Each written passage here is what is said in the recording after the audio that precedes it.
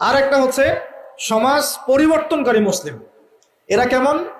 এরা নিজেরা তো জ্ঞান অর্জন করেই এবং জ্ঞান অনুযায়ী আমলও করে, তারা সৎ কাজে আদেশও করে, একই সাথে অসৎ কাজে নিষেধও করে, সত্যটাকে নির্ভীকতার সাথে, সাহসিকতার সাথে, হিকমার সাথে সবার সামনে উপস্থাপন করে, আল্লাহর কাছে দোয়া করে এবং সমাজটাকে পরিবর্তন করে ফেলার চেষ্টা করে। এরা হচ্ছে আহসান, সবচেয়ে উত্তম শ্রেণী। কিভাবে বললাম উত্তম শ্রেণী? নবীজি বলছেন তোমাদের সামনে একটা জামানা আসবে, এটাও শেষ জামানা হাদিস।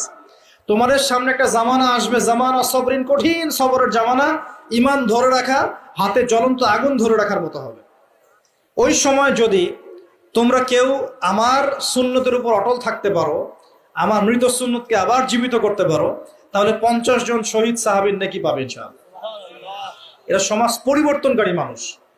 আর ইতিহাসে যারা সমাজ পরিবর্তনকারী মানুষ, তাদের জীবনে পরতে পরতে